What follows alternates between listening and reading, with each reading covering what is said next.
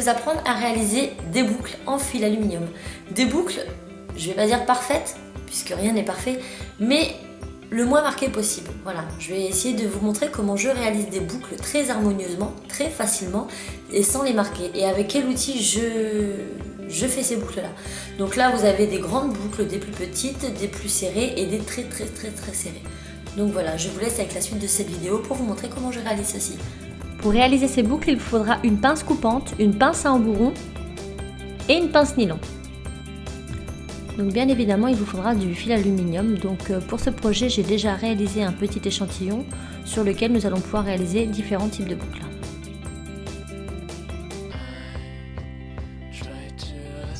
Pour commencer notre première boucle, nous allons pincer délicatement l'extrémité de notre fil, mais je vais utiliser la moitié de mon bec, de façon à avoir une extrémité pas trop fine, mais pas trop large non plus. Une fois que j'aurai commencé cette petite boucle, je vais tout simplement la finir avec mes doigts, de façon à ne pas endommager mon fil, et vous verrez que ce sera beaucoup plus pratique et beaucoup plus harmonieux.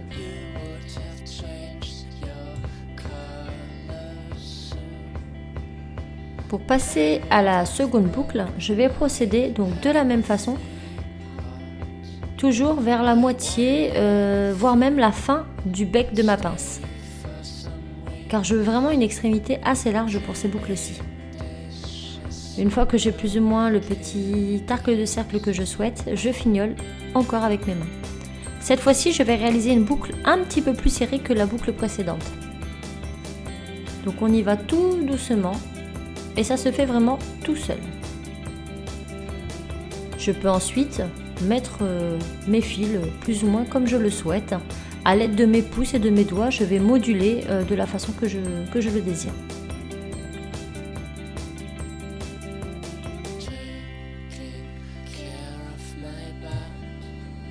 Donc pour la troisième boucle, comme vous le verrez, je vais entourer mon fil une première fois autour de ma grande boucle, puis je vais sculpter mon fil à l'aide de mon pouce et je vais renouveler cette opération. Donc toujours le bout de ma pince mais plus vers l'intérieur, donc le bec, le côté le plus large de mon bec, et ensuite je finis avec mes doigts.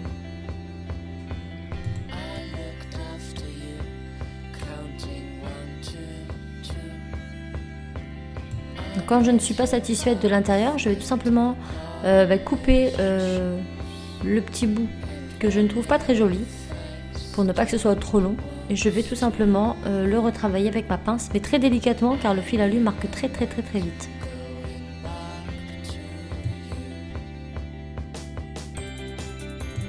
Ensuite nous allons passer à la deuxième partie. Cette fois-ci nous allons réaliser des boucles très serrées, un peu comme des petits escargots, des petits tourbillons. Donc là je prends, contrairement à tout à l'heure, le bout de ma pince, le côté le plus fin du bec de ma pince. Je vais m'aider avec mes doigts à l'arrière de façon à bien le maintenir, et pour pas que la pince lâche et vienne donner des marques à mon fil. Donc je mets mes doigts à l'arrière, j'appuie bien mon fil contre mes doigts et je vais commencer la petite spirale très serrée. Ensuite je vais m'arrêter là pour ne pas endommager mon fil et je vais m'aider de ma pince nylon pour terminer ma petite spirale.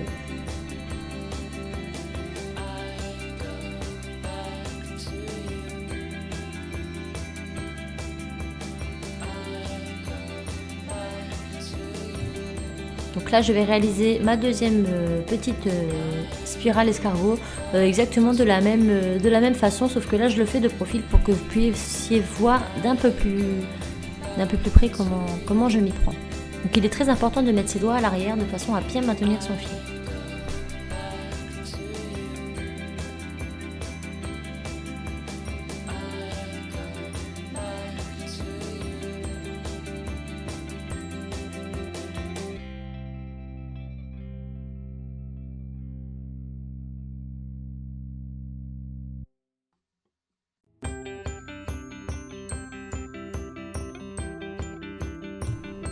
Un petit zoom est nécessaire de façon à ce que vous puissiez vraiment voir de très près comment je m'y prends. Donc comme je vous le disais, mes doigts sont très serrés à l'arrière de ma boucle pour ne pas que le fil s'en aille. Et là, je termine avec la pince nylon. Lorsqu'on a fini, on peut tout simplement les moduler avec nos doigts à l'emplacement que nous souhaitons.